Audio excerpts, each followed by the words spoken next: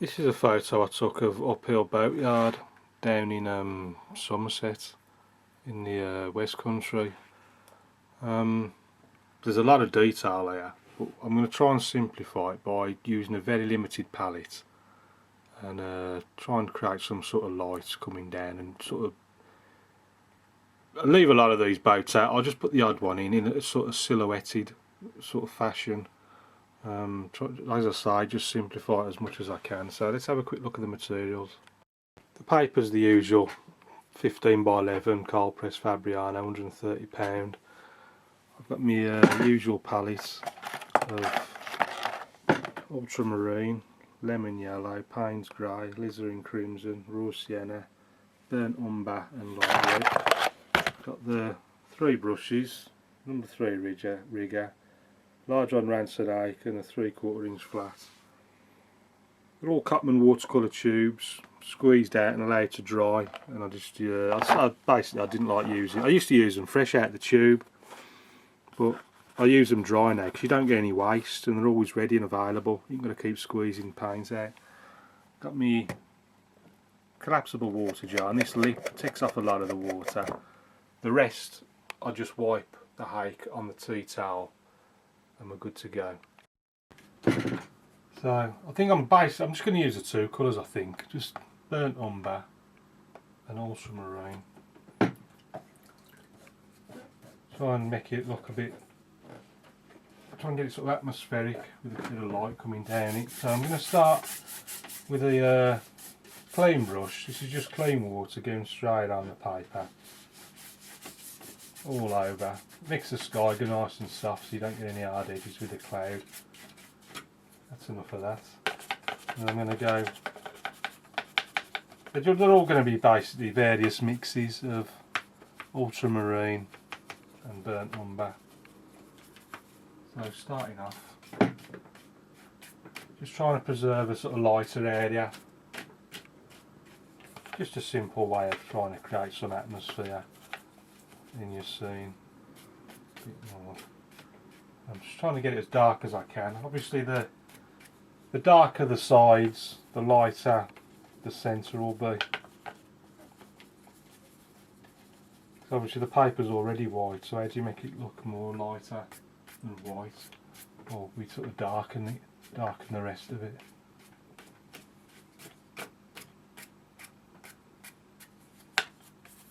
I want to make it nice and atmospheric.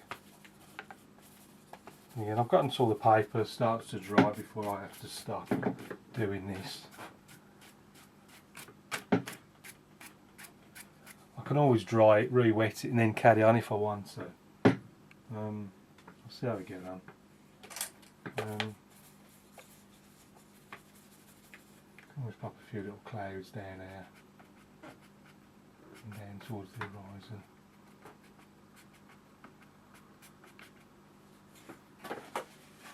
Piece of tissue, pop a few more there and there. So easy to overdo it. Just give it a couple of dabs and then stop and have a look, see what it looks like.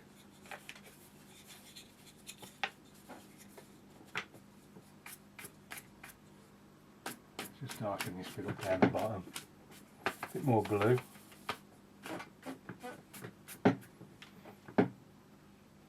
I might just go with that actually. The paper's stretched, so I'm just going to pull it and refix it, and then I'll just give it a quick dry and then start putting the background bits in, starting with the uphill rock bit itself with a little thing on the top.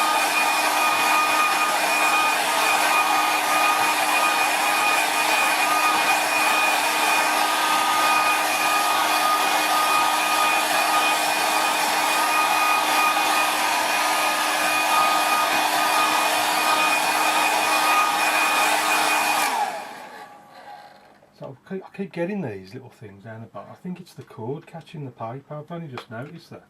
I have to watch that. That's dry enough for now. I'm looking along the side of it. It's pretty much as good as underneath. So let's let's get this background bit in. So I'm gonna, and the rock's up here somewhere. I suppose what I could have done was I should have lightened it, unless we push it right up. Where's the horizon there? So if we get the rock up here, so I'm putting the rock against the lighter area of the sky. If I'd have thought forward a bit, I could have done these clouds a little bit lower, and then you'd have seen this profile a bit better. But it'll do for now. That's the top of the rock there. A bit more water. Brush is a bit dry.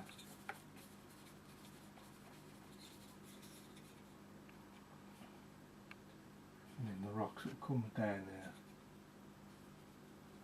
across there.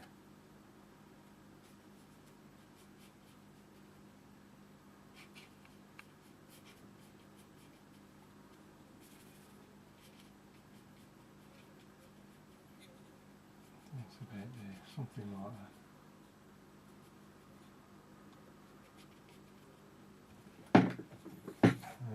Can always use a piece of card. Where's the card? Let's just put a few little craggy bits on there.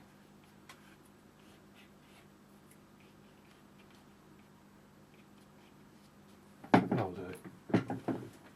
Just gives it that sort of rocky look to it. Just going to use the rigger there, and there's a few little fence posts I can see just at the top there, just to stop people from falling over the edge.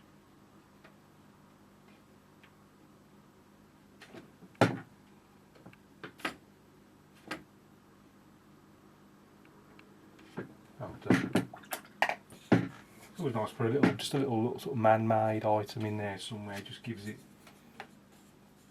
that little bit of something that's missing with all these sort of natural features that are happening. Anyway, there's some distant trees and stuff and whatnot over there. Yeah, leaving plenty of unpainted white bits. They could be anything. They're just part of the impressionism. Switch the rigger and put some, not the rigger, the flat brush now, and just put some rooftops in. There's some little houses over there. I could do with a smaller flat brush actually. That's one thing I could do with. Just putting like little roofs on. These tend to be. This brush is just slightly too wide. So I'm sort of putting the house down there. Let's put a few little dots for windows and whatnot. I could take a bit more care over this one. That'll do. And then just pop a little something under there. It just gives the impression that there's a few houses messing about round the back. We've got some kind of whatever it is. There's a lot of buildings and stuff here, so let's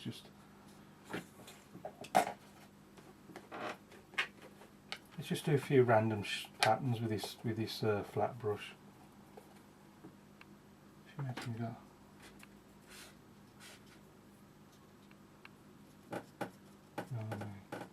Just, who knows what they are? They could be absolutely anything, but it's all part of the beauty of painting. If you just try and let the I made a bit of a mess of that, to be honest with you, but I'm just going to plough on regardless. Get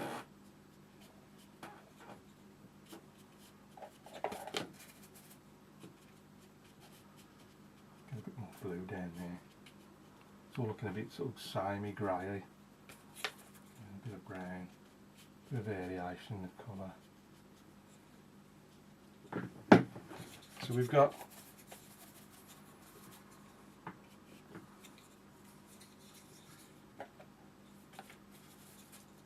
some land coming down this side now, so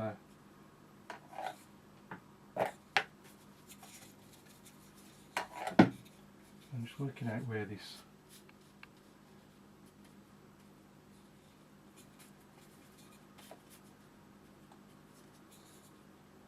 the river is. So the river sort of comes down to about there.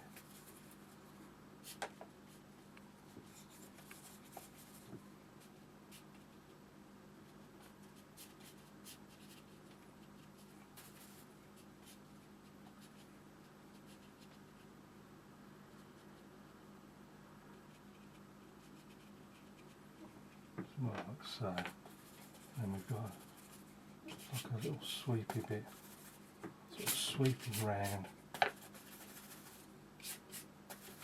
bit more blue, trying to just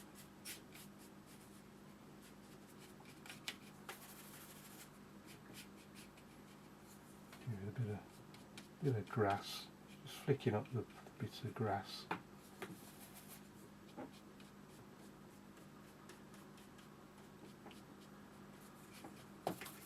Enough, but never mind. Little post thing going up there. Nice.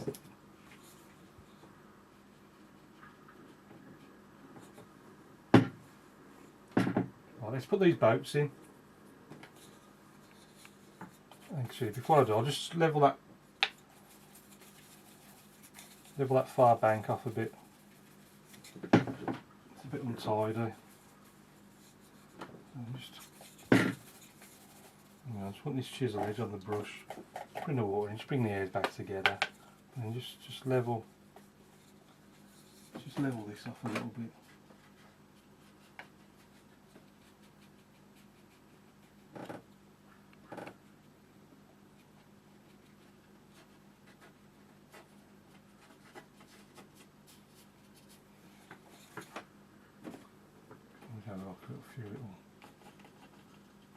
A few little rocks on that side,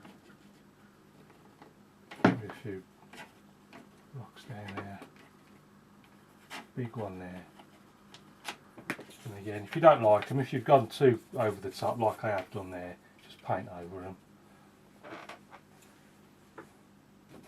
You can always make them, just try and make them a bit more subtle.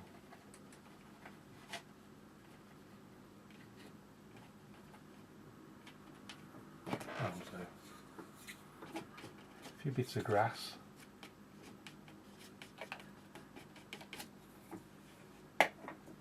Right, let's do these boats. I'm just going to dry it first.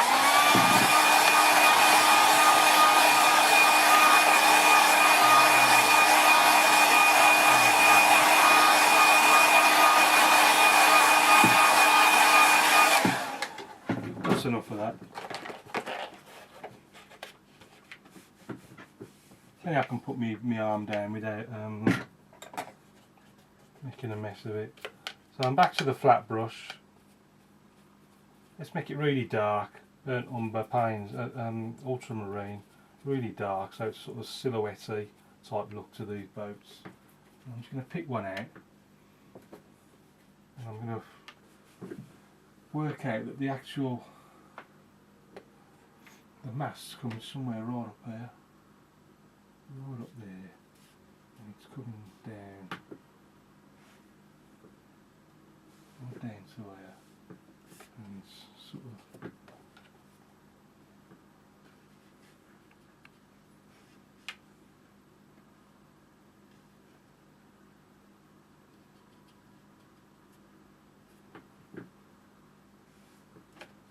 make it just a little bit longer.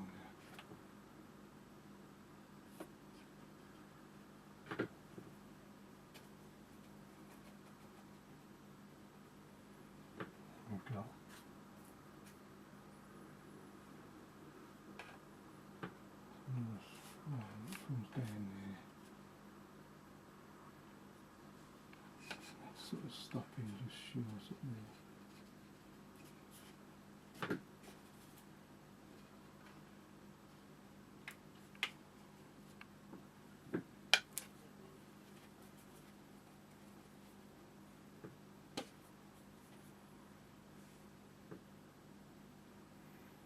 There's another mast.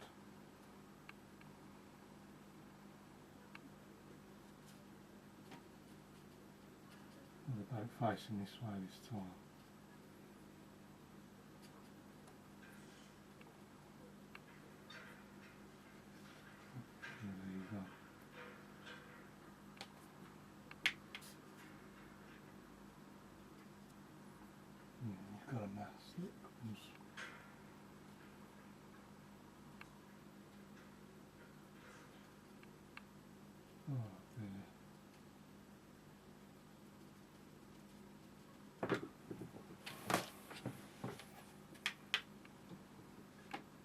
some few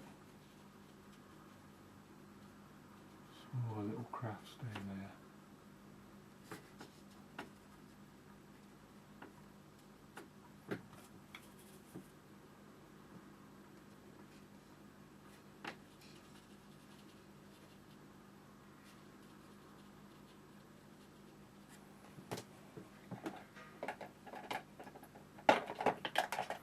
Switch to the rigger. A few little rigging lines coming down.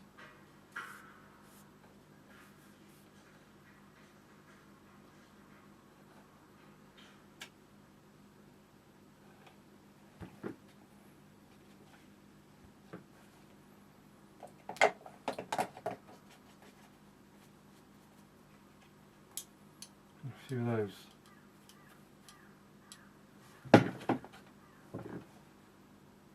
sort of reflections in the water there. And a few like little shadowy things.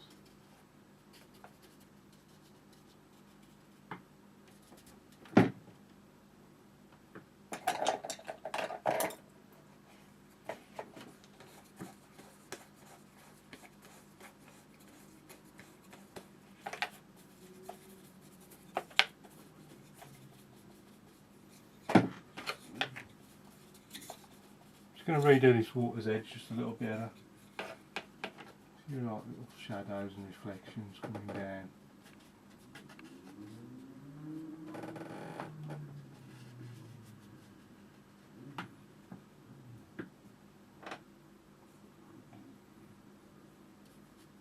Something going on up there.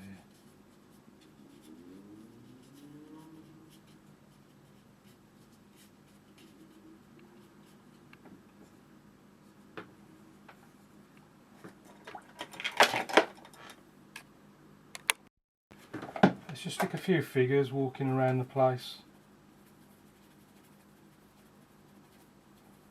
So again, I want this nice and dark. And we've got just someone messing about with a boat, so you've got someone just having a look here at what's going on there.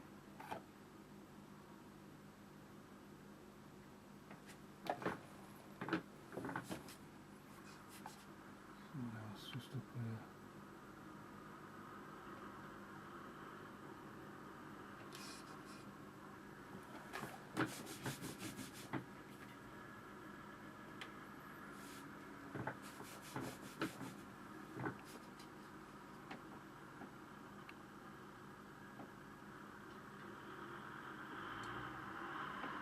People out there messing around.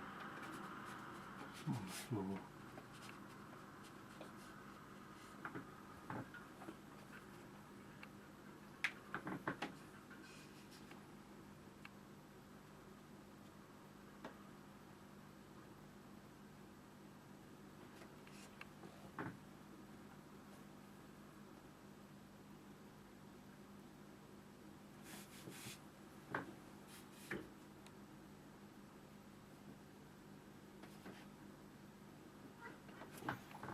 Got birds in the sky, and then all I'm going to do then is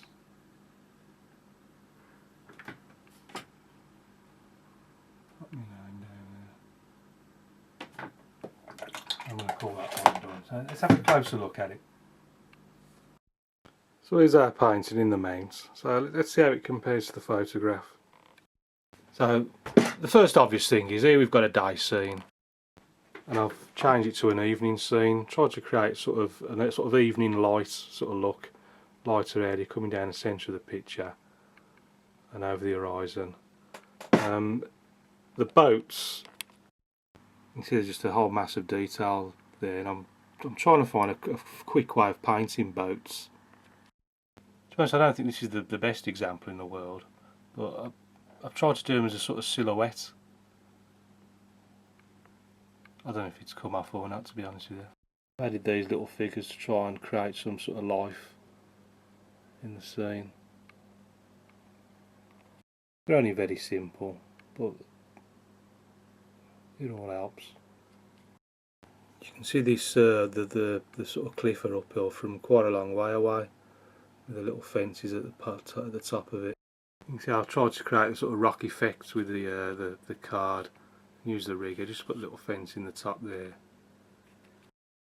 And you can see where I took the clouds out with a piece of tissue, just to try and create some sort of texture in the sky.